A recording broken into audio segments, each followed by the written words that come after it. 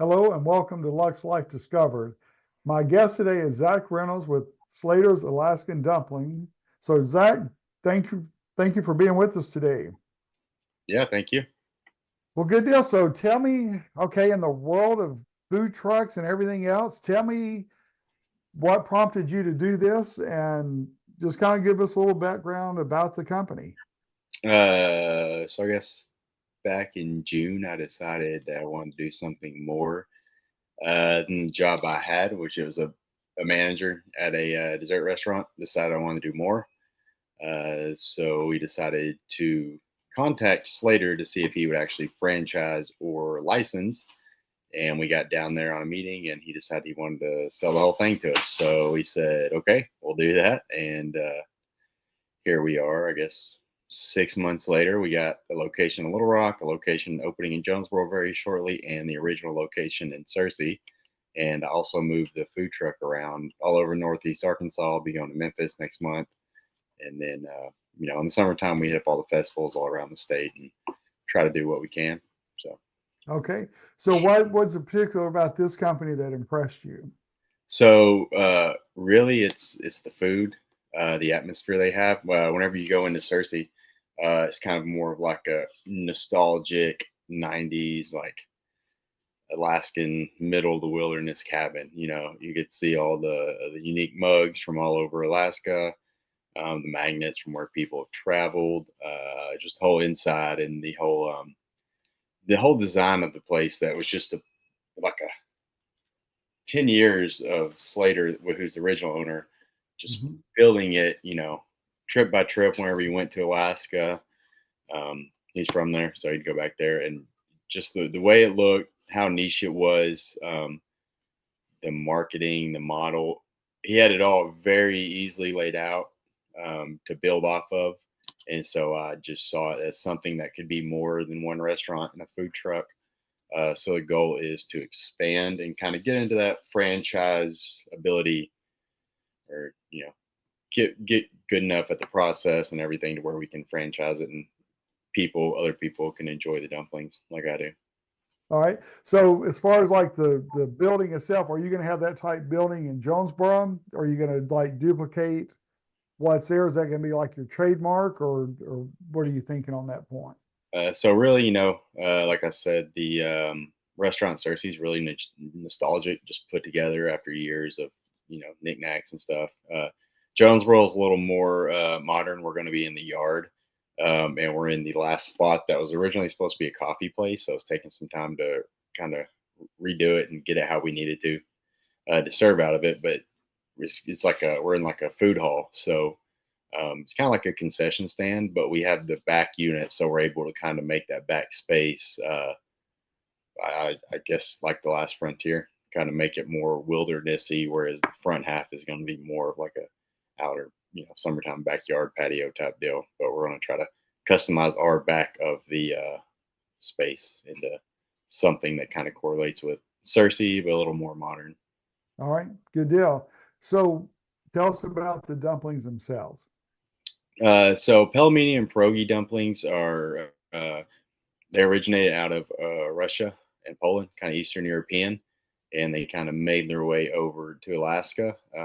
We're called Slater's Alaskan dumplings, and the Alaskan is the style that came from Alaska, which is butter, signature sauce, which is sriracha and rice vinegar mix. Sounds really weird, but put together it's really good. Because I don't like either two of those things, but I can eat hundreds of these dumplings every day. Yeah. Um, you got our special curry blend. You got cilantro and sour cream to dip it in. You get a slice of rye bread to soak up all the juices and eat it afterwards. The pelmeni are like 3/4 size of a golf ball. And they have shredded chicken, ground beef, and pork in them. And then we have the pierogi, which are a little bit bigger. Those are potato and cheese. You can do Alaskan style, Russian style. We have a honey chipotle that's on the menu full time, so it's like a house made honey chipotle glaze with the tahini sauce and sesame seeds, and we have a lemon pepper. Um, I'm working on a like a macaroni and cheese for kids, like a Korean barbecue. We also have a pesto Alfredo. We've done like a kind kind of like a baked potato type before, where we've seared this the pierogies in like a pan and kind of dress them up like a baked potato. So there's a lot of stuff you can do with these dumplings that a lot of people don't realize, and we're just kind of trying to capitalize on um, that aspect of it before somebody else decides they want to kind of knock us off. So Right, right. So how long did you say he had been in Cersei? 10 years? Did you so say? yeah, the original Sladers opened I think in January of 2014. Whenever Slader got out of college. I think he was originally born in Little Rock, moved to Alaska to Juneau, where he was when he was really young, spent his whole life up there. There's a restaurant called Pel'Meni up there that he used to eat at all the time. It's open till like 2 or 3 a.m., which is crazy, but apparently there's not much to do in Alaska besides eat dumplings and drink beer. So whenever he graduated college down here, he just opened up his own and kind of built it over 10 years, and realized this wasn't what he was wanting to do in his future. And I'm young and I'm wanting to try to build something unique that Right. a lot of people will recognize, and probably in 5 or 6 years, that's the goal, to kind of get it a lot bigger Yeah. and grow it. So That's where he handed it off to us. yeah. So how's it been received in Jonesboro? So Jonesboro is very different. People in Jonesboro don't necessarily like to try new food all the time. Um, Right. so unless we're putting it in people's faces to where they can try it, like sampling is really big, then they're not. Sorry, I'm trying to get my chart. Then they're not going to try it. So really, the big thing I've been hammering in Jonesboro is trying to give out samples. If people don't know, I'll give them out a sample to try. And most people are hooked. The food is really addicting, and I don't think a lot of people don't know what it is, but once they try it, they're pretty hooked. And we have a lot of repeat customers that come back just from trying a sample, and then Right. ordering the food, and then coming back. And I also have like a sample program um, that I make my employees do, where they have to hand out like 25 samples a shift if it's busy. So they get to go out, the customers in the yard get to try new food. They can try our food, they can meet our employees, and just realize that we're more of like I say we're more of a customer service based company instead of food. So we'll just try to do whatever we can to make it right, make the food good, and make everything look really good, and have a really good impression on the customer to return and to spread us by word of mouth. So what did Taylor think about this venture when you discussed that with her? She was all for it. She was supportive. Really, the only thing is, getting away from like a set pay that you're Right. going to make. Having a small business is a little different.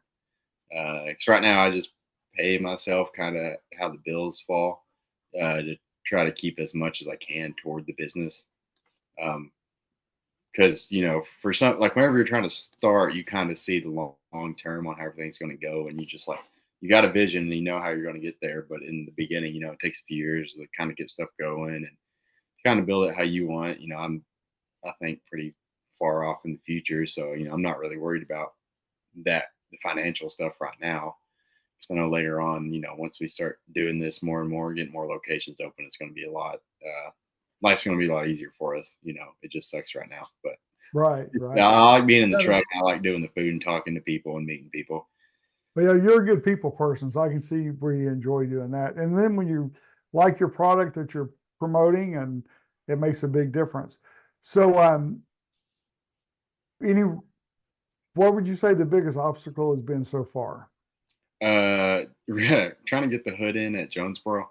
In Cersei, we have like a hole in the ceiling, and Uh-huh. that's good for White County, I guess, the health inspector and everybody down there. But we came up here, and when we decided to put it in the yard, we thought it was going to be pretty simple. We just need a Type 2 hood like we have in the food truck, and we'd be good to go. Well, the fire marshal came in and said, you got to have a Type 1. So finding a good price on that, finding somebody who could install it, them getting here, installing it, and getting all the inspections lined up has taken probably 3 or 4 months.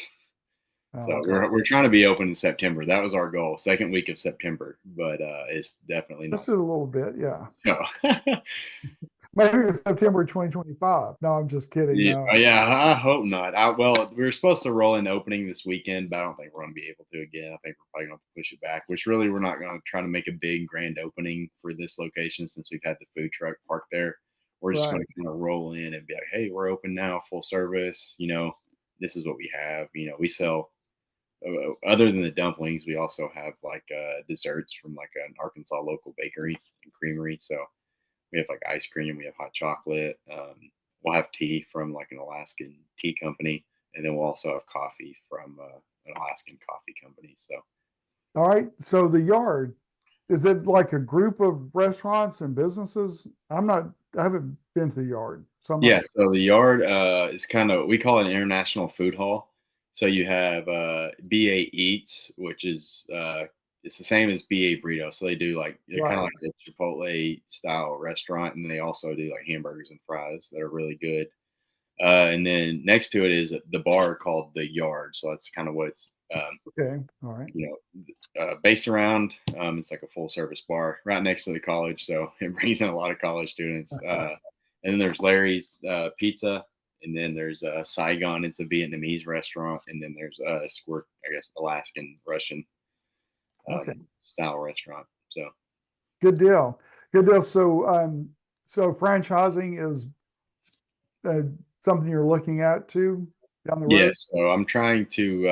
I think the next move for us is to go to Bentonville. We've already had a presence in Bentonville with the original owner. There, he had one of his food trucks up there that we can't use anymore. Um, so I think if we reintroduce ourselves to Bentonville with an already a customer base we already have as like a full service restaurant, it would do really well. And Right. then I think after that, hopefully we'll have that open by the end of this year if we can get a decent amount of capital to get everything going there, because that's going to be a full service restaurant. I don't want to do another little concession stand type spot.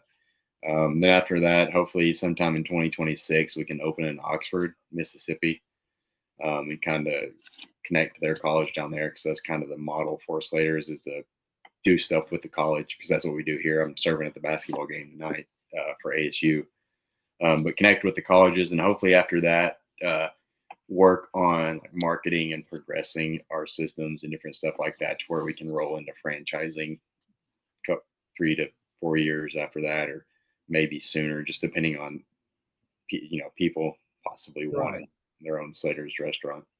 So what has been one of the biggest surprises as far as interest goes since you started the business? Like interest on franchising or interest on people No wanting interest like in the business from people. Like what has a anything? lot of people are like, Are you like chicken and dumplings?" That's what they say. And I'm like, no, no, no, no, no. So it's hard to explain it. Like I mentioned earlier, unless you feed people the food, they have no idea what it is. Right. So, I mean, I literally put samples in little portion cups, put them on a tray, a serving tray with spoons, and I walk around and hand out to almost everybody in the yard. So there's like a big group of people there, like a party going on with like 100 people. I try to make sure at least everybody gets to try our food, at least one dumpling. And every now and then, so I'll do like 25 of one flavor, 25 of the next, and just go around and go around. And that's kind of how I'm hoping to build interest. A lot of people like it, and I mean, we have a lot of like repeat customers in Jonesboro. I know in Searcy we do too, but I know a lot of people by name in Jonesboro just by doing the food truck. So That's pretty interesting. Yeah. Well, good. So, and then you've also been contacted by a pretty impressive group lately about a feature, right? yes, yes, All right. Tell us about that. um, we're going to be featured on America's Best Restaurants sometime early in 2026. They're coming at the beginning of December to come film in Searcy. So what they do is you pick your food you want them to try. They try it. They'll do different sorts of marketing for you to kind of get interest built in. You call people in, and really it's kind of a thing that'll help draw in business to small local businesses to kind of help them. It originally started during COVID to try to get interest into small businesses or small restaurants with all the shutdowns, and kind of help people get by with that. And they've just kind of built it into something where they're trying to feature more and more restaurants to help out small businesses. So Okay. Good deal. Good deal. So so the basketball, like the college students, has that been a hit with them in Jonesboro? Have you seen? uh, yes, a lot of students will come over from class. They'll come over when I have the truck parked at the yard. They would eat, go back to class, or they would DoorDash it. Um, I've also set the food truck up at a fraternity party here, and it did really well. So hopefully, I can do a couple more of those or some of those every year. Yeah. But I mean, most of the time, it's really positive feedback. I had a kid come in and he was on the try the dumplings, so I gave him the Alaskan style because that's my favorite. That's the most popular. I went to ask him how it was, and he was like, "This is one of the worst things I've ever tried. There's so much vinegar in this." Blah blah. Blah. Hold on, let me get you another flavor and see how you like it. So I got him the honey chipotle flavor, and he's like, "Oh, this is the best thing I've ever had. I'll probably come and get some of these later." So it's like one of those things. If you have a customer that doesn't like it, but you treat them, you try to figure them out and figure what they like, you'll have a pretty good Right. customer, for You life. want a good, honest response, but sometimes maybe not that honest. Like, come on, Yeah. man. Oh yeah. Me, I don't really get offended by anything. So I'm like, okay, thanks. I disagree, but I'll get you something you'll like. So But you brought out a good point, though. You didn't just like discredit him and ignore him. You found something that he liked, so you made a customer rather than lost one. yeah, we had a customer in Little Rock come to the food truck and she ordered the Alaskan style or two Alaskan style dumplings and one um or the first time. So she brought them home. They weren't what she thought they were. So she ordered more the next day of the Alaskan style and brought those home. Well, she made her husband check to make sure that she got Alaskan style. And the employees down there were like, yeah, they got Alaskan style. Well, I got a message saying that they got the wrong food and that if the employees don't know how to make it right, they probably shouldn't be making the food and this and this. And finally, after talking to her for a few hours back and forth through Instagram DM, I figured out that she was ordering the Alaskan style, but she was only putting butter on it. So really, she wasn't ordering a style; she was just getting butter on the You dumpling. So got what she they're thought the getting. Alaskan style was just butter, and because that's what she had in Cersei. And so once we got that all figured out, we gave her a free meal. We're like, we'll replace it. We'll get you what you want. Now she'll comment on our post, and she's a good advocator for our brand. So it's really nice. That's good, and that's what it takes a lot of times. Rather than, like I said, rather than like being frustrated and moving on, get that figured out because you get a repeat customer and a word of mouth customer that will, help you with other people. That's going to be key to success. Yeah. So, so what do you see like a year or two from now for your company? Um, a year or two. Hopefully be in all the major markets in Arkansas and kind of try to expand, have better systems down. I mean, Cersei's really the only one with kind of a bad system because they're going off of like stuff that was built 10 years ago, but have better systems down.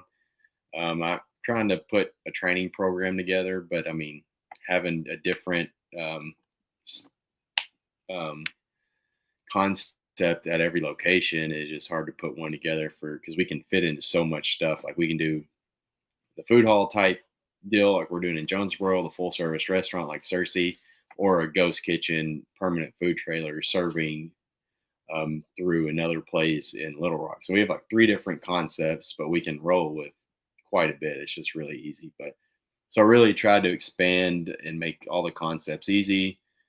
Um, if we do a franchise, make it affordable, make sure we get the right people that want to, do it. Cause I know there's a lot of franchises that'll franchise out to like the wrong person and they'll get like five or six different restaurants and not necessarily take care of it. And so I kind of Right. want to go the Chick-fil-A way. Whenever I think of it in my head, I want to limit how much people can get so they actually take care of the restaurant. And I think that'll probably be best for the brand. But then again, at the same time, it's like you don't want to miss out on like what that person could possibly do having more than one location. So, but that's still a True. long way. And the good thing too about the way you've done it, you've got three different models here that going into a new market, and depending on space, whatever, you know, you know what you can do for that location. It's not going to be like reinventing the wheel every time. So Yeah, I that's mean, we food truck, ghost kitchen, food hall, full service restaurant, quick service restaurant. Yeah, we can do it all with this. The original owner said if he had 800 square feet and people would just buy it and leave, that would have been perfect. But that's not what he ended up with. But I kind of like how we're going with yeah. what it's so simple and it tastes so good and it's something that everybody can enjoy and get behind and hopefully we can build decent brand with what we have, food wise, and kind of be like that Chick-fil-A or like something that people really like, and they'll you know back and I guess stand up for 'em, tell people. So Right. Well, I tell you what, I just give a little background about you and I. I've known you for several years, and you've modeled at my bridal shows. You've done concept shoots with me. You've been part of my company off and on for some time now, and so I know your work ethic, man. I know your heart. I know that you are wise beyond your years. So there's no doubt you're going to do well with this, and I'm excited for you. yeah, yeah, I'm hoping. I know it'll take some time to build. I try to. I tell my wife, I'm like, I'm impatiently patient. Like I wish everything could already happen, but I don't want to like sit there and like I'd rather like be in the journey for the next 10 years and figure it all out than to skip 10 years down the road and miss 10 years of, Make fun of yeah. yeah, like I'd rather like I don't know, this is a big jump, it's like you go from like I guess a career where I had like, everything was stable to something like this and it's just like, oh well, it's day to day. I Well, just I gotta that's go day to day. yeah, that's when you realize if I don't do it, it won't get done. That type Yeah, thing. I've always kind of had that entrepreneurial spirit. Like I've always wanted to like do my own thing, and I just didn't know where it would fall, and it just happened to fall in this and in food, and I like it. So, So how did you say you found out about it? You so you my wife's boss mentioned something that there was a really good dumpling place in Cersei, and so that's when Taylor emailed and was like, "Hey, would you look into franchising or licensing stuff for us?" And so okay, yeah. within 5 minutes of us being down there meeting with him, he's like, "I'll sell you the whole thing if you want." I was about to make a post on social media saying that we're for sale. I'm like, "Oh well, yeah, the perfect timing." You So it's Taylor's fault after all. So she better be supportive. know, yeah, yeah, yeah. We No, we figured out like I usually do lunches and dinners every now and then for these factories or around town, and I make trips every week to Little Rock or Cersei to make sure everything's going good at those spots, and do what I need for them while I'm down there because it's hard to drive, 5 6 hours round trip in a day and still do a food truck because most of the time I got to wait for an order to come in around noon, get done with the lunch shift wherever I'm at, go get the order, make sure I have everything, head down. So some yeah. days are really long. Like I like having my own schedule. Some days, you can work 12, 15 hours if you're like busy and you have a lot of stuff to do or you have a food truck event. Some days you work like 2 or 3 hours. So Yeah. it all kind of evens out and I don't that's kind of how my mind operates best being sporadic or Well, busy. and people, think it's always great to be self-employed. You work for yourself, you work when you want to, but they don't see the long hours, the late nights, the early mornings. They don't see all the stress that goes with it sometime, but it's the best position to be in ever, as far as I'm concerned. Yeah. And whenever we had Harvest Fest in Little Rock, I didn't know what to expect because the downtown food truck fest definitely wasn't what I expected just because the layout of it all. It was still a good event, but I figured Harvest Fest wouldn't be as busy. But we stayed with some of our friends in Cersei the night before. I drove the truck down to Cersei, plugged it up at the store. We had to wake up and go get the truck by 6 to get down to Little Rock to get set up, and we ended up leaving Little Rock around 8 that night after serving straight through the day. I think we sold close to 200 pounds of dumplings. Really? And then I still had to Wow. drive the truck all the way back to Jonesboro. So that was a That was, long day. I went through, I guess, probably yeah. about close to 15 gallons of gas in the generator and almost a full propane tank just from burning, boiling. And we kept having people come up to the truck because Slater's has been there for a couple years, doing it for a few years now. And they're like, usually there's a line and usually your guys are busy. And Taylor kept saying, yeah, I just no, no. I'm like, Taylor, we have been slammed. We're just really good at serving the food really fast.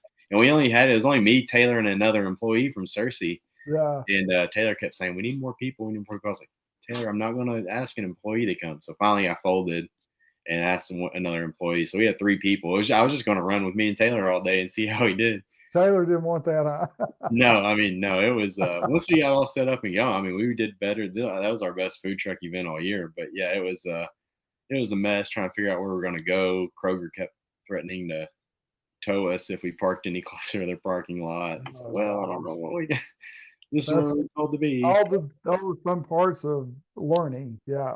Yeah. Yeah, but we did really well. I guess people expected a line and didn't expect us to have the food out to them immediately. Because I mean, it was like as soon as they ordered, I heard them order, and I would be handing it to them in 2 seconds. And I Yeah. don't think that Yeah. they, I mean, with it being the new Sladers is just what I call it. I don't think they expected it to be so quick because originally they were like making big orders and like piling up lists, and they'd make them and then send them out, and then they would wait till they had more orders, and so people were waiting, 10 to 15 minutes for their food. And in a food truck, you really shouldn't. Like in the food truck game, if you have a line, you're probably not the best at service, but people that don't know, think that having a line is really good. But it's not good if people are waiting and not happy. Yeah. No, yeah, we that like the whole goal was to make this more efficient and make it, I guess, better overall. And I think that I was able to do that really quick.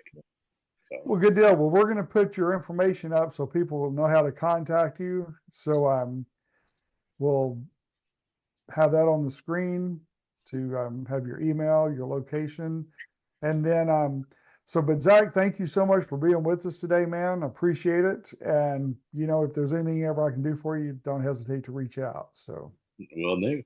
all right, and thank you for joining us. We'll see you next time on Luxe Life Discovered. Will do. Thank you. Check out Luxe Life Discovered on Facebook and Instagram and on 30a.tv. See you next time on Luxe Life Discovered.